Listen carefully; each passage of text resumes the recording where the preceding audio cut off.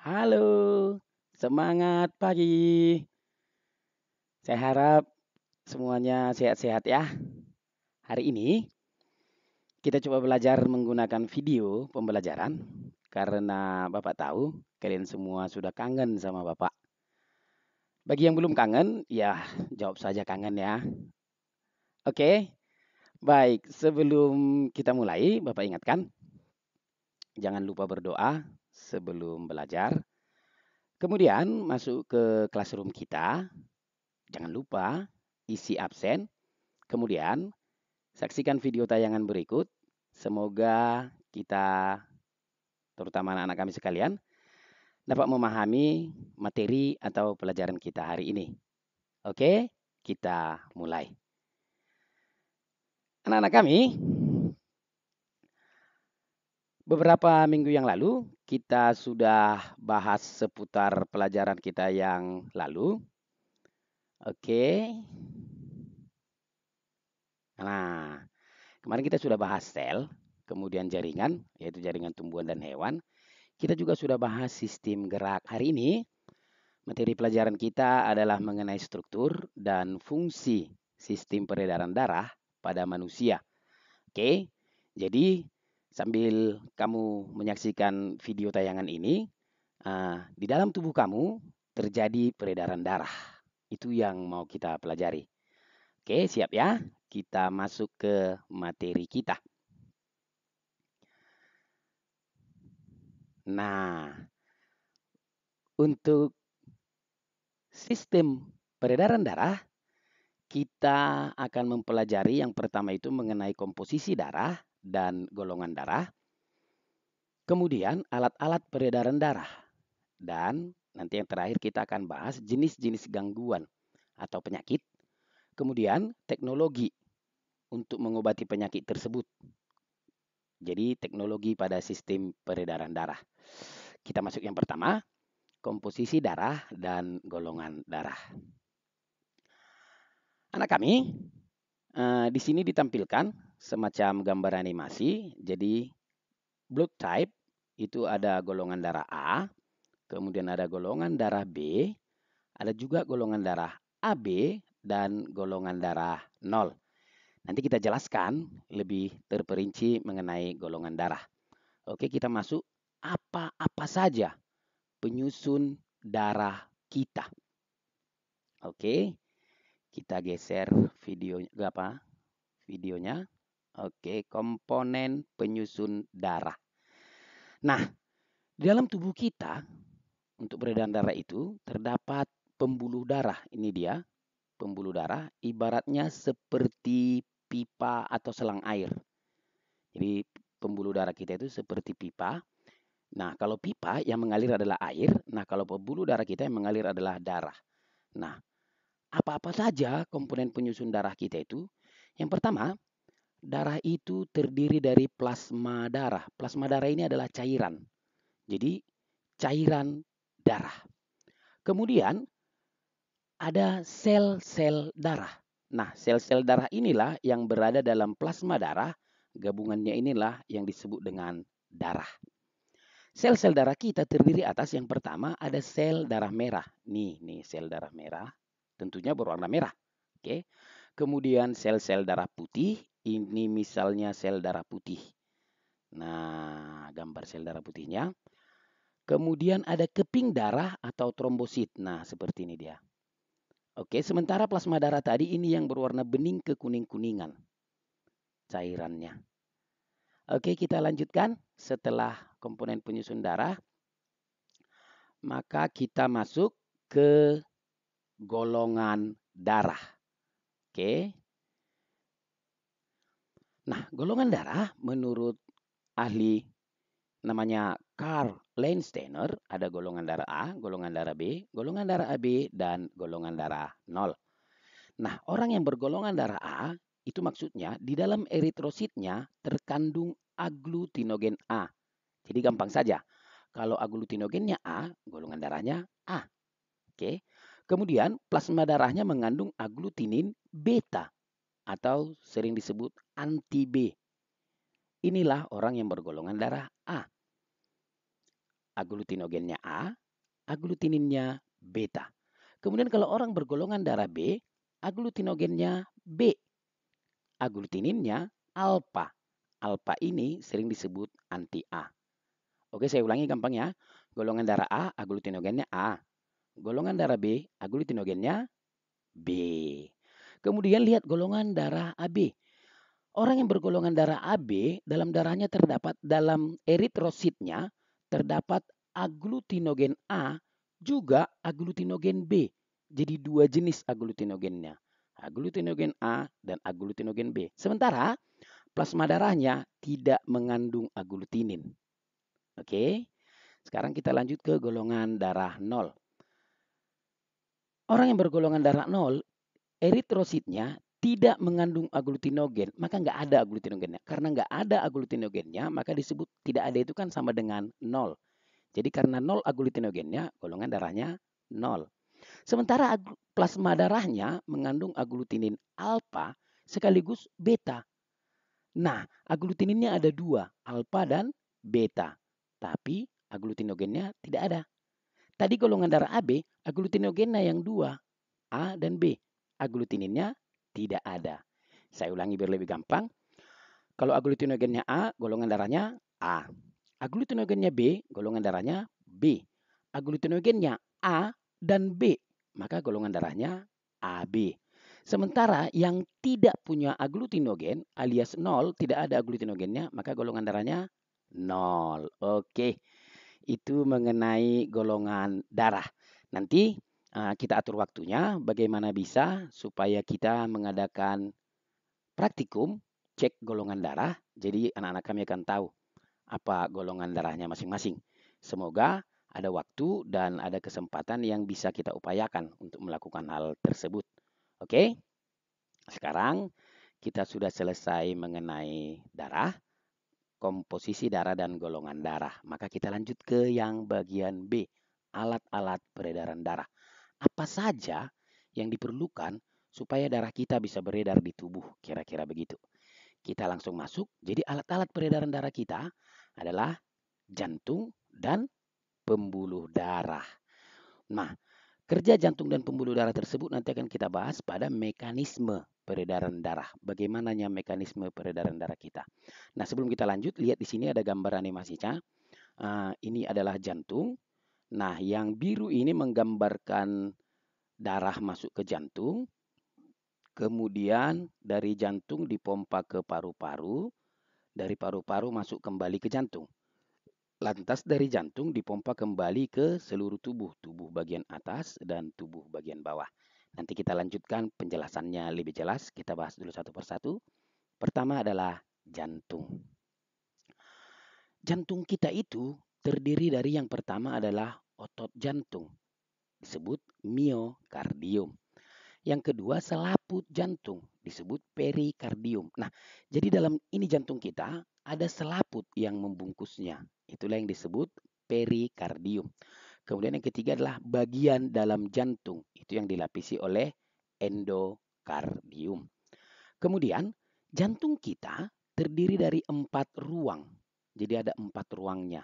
Ada yang disebut serambi kanan, serambi kiri, bilik kanan dan bilik kiri. Mari kita lihat pada gambar. Ini gambar jantung kita. Perhatikan. Ini ruangan yang pertama. Ini yang disebut serambi kanan. Oke.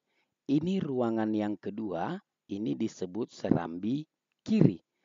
Ini ruangan yang ketiga yang disebut bilik kanan.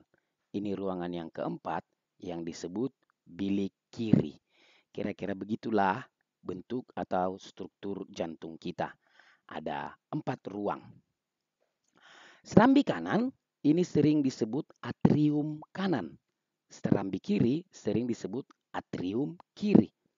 Bilik kanan sering disebut ventrikel kanan. Bilik kiri sering disebut ventrikel kiri. Oke, kita lanjutkan. Kita masuk sekarang yang kedua. Setelah jantung tadi, yang kedua adalah pembuluh darah. Pembuluh darah pada manusia, pembuluh darah yang ada dalam tubuh kita, itu ada pembuluh nadi, sering disebut arteri. Kemudian ada pembuluh balik, sering disebut vena. Pembuluh nadi atau arteri itu juga ada dua. Ada arteri pulmonalis dan ada aorta. Sementara pembuluh balik itu ada 3 macam. Vena cava superior, vena cava inferior, dan vena pulmonalis. Nah, kalau kita lihat sedikit di sini gambarnya, inilah pembuluh arteri kita, ini pembuluh vena, ini adalah kapiler yang menghubungkan antara arteri dan antara arteri dan vena. Sekarang kita lihat dalam tabel apa itu perbedaan antara pembuluh arteri dan pembuluh vena. Perhatikan yang pertama, pada bagian dindingnya arteri itu tebal dan elastis. Dia elastis. Kemudian vena itu dia lebih tipis dan tidak elastis atau kurang elastis. Kemudian katupnya. Arteri katupnya ada satu, yaitu di pangkal aorta. Sementara vena katupnya ada banyak. Terdapat di sepanjang pembuluh vena tersebut. Ada katupnya. Kemudian soal letak. Arteri itu di bagian dalam, jadi agak sangat ke dalam. Sementara vena di permukaan tubuh. Yang sering nampak kita di permukaan tubuh itu, misalnya di bagian betis, istilah umum itu sering mengatakannya urat. Nah, itulah vena. Jadi dia agak lebih nampak karena dia di permukaan tubuh. Nah, kalau tekanannya bagaimana? Kalau pembuluh arteri itu tekanannya kuat. Kenapa tekanannya kuat? Kenapa disebut tekanannya kuat? Jika terpotong, darahnya memancar. Kalau kita luka, itu darahnya langsung mancar. Sementara kalau vena, itu tekanannya lemah. Jadi kalaupun terpotong, pembuluh vena itu, darahnya hanya menetes, tidak memancar. Kenapa bisa demikian? Kita lihat aliran darahnya. Arteri itu meninggalkan jantung. Maksudnya, arteri itu adalah pembuluh darah yang mengalirkan darah dari jantung. Jadi dipompa oleh jantung. Sementara vena ini adalah pembuluh darah yang membawa darah menuju ke jantung. Nah, kalau ini misalnya jantung kita, yang membawa darah dari jantung, jantung memompa tube, itu adalah arteri. Nah, sementara ada sampai di seluruh tubuh, yang membawa kembali ke jantung itu adalah pembuluh vena. Maka yang lebih kencang aliran darahnya adalah yang arteri, karena dipompa oleh jantung. Kira-kira begitu mengenai pembuluh darah kita. Coba kita lanjutkan lagi. Masih semangat ya? Oke. Kemudian kita bahas sekarang mekanisme peredaran darah untuk lebih jelas yang gambar tadi sekilas kita jelaskan. Mekanisme peredaran darah, pertama jenis-jenis peredaran darah dulu. Jadi ada peredaran darah kecil, ada peredaran darah besar. Kenapa disebut peredaran darah kecil? Karena aliran darahnya dari jantung ke paru-paru kembali ke jantung. Jadi dari jantung darah dipompa ke paru-paru kita, paru-paru kiri dan paru-paru kanan. Kemudian dari paru-paru itu kembali ke jantung. Itu peredaran darah kecil. Sementara peredaran darah besar, darah dari jantung dipompa ke seluruh tubuh. Maka disebut peredaran darah besar. Tubuh bagian atas, tubuh bagian bawah. Kemudian setelah dari tubuh, darahnya kembali ke jantung. Jadi peredaran darah besar itu dari jantung ke seluruh tubuh, kembali ke jantung. Perhatikan dengan seksama. Ini tadi jantung kita. Oke, terdiri dari 4 ruang. Yang pertama atrium kanan. Masih ingat tadi atrium kanan sering disebut serambi kanan tentunya. Oke. Kemudian yang ini, yang kedua adalah atrium kiri. Maka sering disebut serambi kiri. Ini ruangan yang ketiga, ini disebut ventrikel kanan atau bilik kanan ya. Ventrikel kiri atau disebut bilik kiri. Perhatikan alirannya. Darah dari seluruh tubuh, tubuh bagian bawah, ini tubuh bagian atas, satu-satu ya. Dari tubuh bagian atas lihat alirannya itu masuk ke atrium kanan. Kemudian darah dari tubuh bagian bawah itu sama masuknya ke atrium kanan. Oke. Perhatikan dari atrium kanan ini darahnya mengalir menuju ke ventrikel kanan. Jadi turun kemari. Setelah dari ventrikel kanan, perhatikan alirannya darah kita menuju kemana. Nah, di sini dia bercabang dua. Yang ke kiri ini adalah, yang ke kanan ini adalah ke paru-paru kanan. Sementara ini tadi cabang yang kedua, ini ke paru-paru kiri. Nah, setelah di paru-paru, darah kita akan mengikat oksigen yang ada di paru-paru. Oke, paru-paru kiri dan paru-paru kanan. Sekarang, darah kita sudah mengandung oksigen. Lihat kemana dia masuknya. Dari paru-paru kiri masuknya ke atrium kiri. Lihat tanda panahnya. Dari paru-paru kanan juga, ini perhatikan, juga masuknya ke atrium kiri. Jadi darah dari paru-paru itu kembali ke atrium kiri. Setelah dari atrium kiri, darah akan menuju ke ventrikel kiri. Ini ventrikel kiri. Kemudian ventrikel kiri inilah yang memompa agak lebih kencang. Supaya apa? Supaya denyutannya, supaya tekanannya kuat dan besar sehingga mampu darah itu dipompa sampai ke tubuh bagian atas dan tubuh bagian bawah. Perhatikan alirannya. Dari sini ventrikel kiri darah dipompa. Nah, ini alurannya. Nah, di sini juga dia bercabang ke tubuh bagian atas, kemudian ke tubuh bagian bawah. Kembali lagi dari tubuh bagian bawah, aliran darah masuk ke atrium kanan. Dari tubuh bagian atas, darah masuk ke atrium kanan. Begitu lagi selanjutnya ke apa namanya? Ventrikel kanan. Dari ventrikel kanan dipompa ke paru-paru yang dua ini. Dari paru-paru masuk ke atrium kiri. Dari atrium kiri ke ventrikel kiri. Kemudian dipompa lagi ke seluruh tubuh. Begitulah sirkulasinya. Oke, mudah-mudahan dapat dipahami dengan jelas.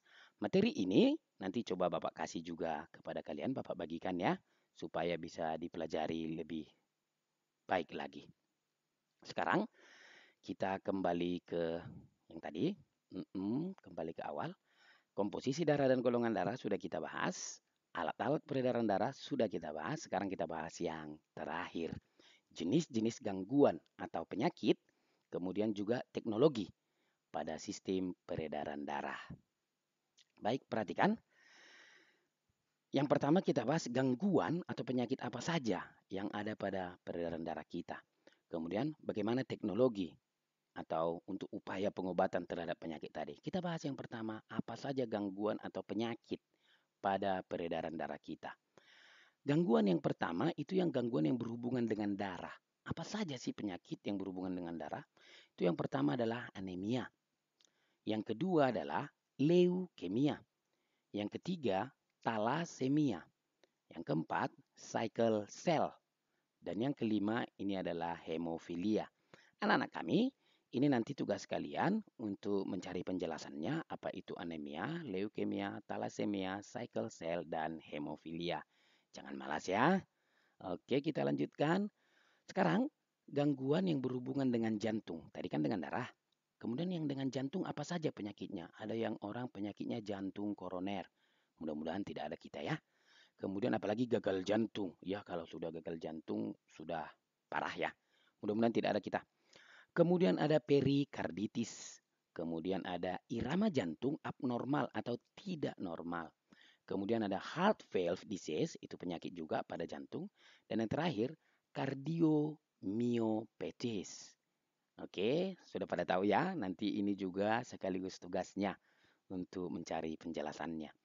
Yang ketiga, ada gangguan atau penyakit yang berhubungan dengan pembuluh darah. Oke, tadi dengan darah apa penyakitnya? Dengan jantung apa penyakitnya? Sekarang dengan pembuluh darah. Ada yang disebut hipertensi. Ada juga varises. Ada sklerosis. Ada embolus. Dan yang terakhir ada trombosis. Iya, saya tahu kalian sudah tebak. Ini juga nanti adalah tugas kalian untuk mencari penjelasannya. Temukan penjelasan itu dari sumber referensi atau dari buku, atau bisa gunakan Om Google. Oke, kita lanjutkan. Nah, setelah penyakit, lantas apa sih upaya atau apa cara untuk mengobatinya? Kita bersyukur sekarang sudah banyak berkembang teknologi, apalagi di bidang kedokteran untuk mengobati penyakit-penyakit itu. Apa saja pengobatannya? Perhatikan. teknologi itu yang pertama adalah operasi jantung dan pembuluh darah. Sudah sering kita dengar ya, ada orang yang sudah operasi jantung, ada yang katanya apa? Pasang klep, ada yang ya macam-macam lah, tapi jantungnya sudah dioperasi. Nah, mudah-mudahan nanti ada kalian yang cita-citanya tercapai menjadi dokter, apalagi dokter spesialis jantung, kalian dapat mengobati yang seperti ini. Amin. Kemudian ada jantung buatan. Wow, jantung buatan. Sudah seperti mesin saja ya. Ada semacam jantung buatan yang dicangkokkan ke jantung. Karena sudah gagal jantung, maka itu digantikan jantung buatan. Kemudian ada alat pacu jantung supaya jantungnya tetap berdenyut memompa darah. Kemudian ada golongan darah dan pengujian keturunan. Lewat memahami golongan darah kita tahu uh, garis keturunan. Apakah misalnya anak kandung atau anak tidak kandung. Oke, bisa dilihat dari golongan darah dan pengujian itu. Kemudian ada transplantasi jantung. Jadi seperti semacam cangkok jantung. Itulah canggihnya teknologi kedokteran hari ini, dan anak-anak kami mudah-mudahan nanti yang bercita-cita ke sana semoga tercapai dapat melakukan semua teknologi ini, tentunya untuk membantu mengatasi penyakit secara khusus pada jantung. Baik anak-anak kami, tadi sudah kita bahas komposisi darah dan golongan darah, alat-alat peredaran darah, jenis-jenis gangguan dan teknologi pada sistem peredaran darah. Materi ini nanti akan Bapak bagi, kalian pelajari, dan kalau ada pertanyaan silakan diajukan di kolom chat kita di Classroom, atau ya kita bisa diskusikan bersama. Oke, jangan lupa tetap semangat, jaga kesehatan, waspada COVID-19, kemudian selamat pagi. Oke.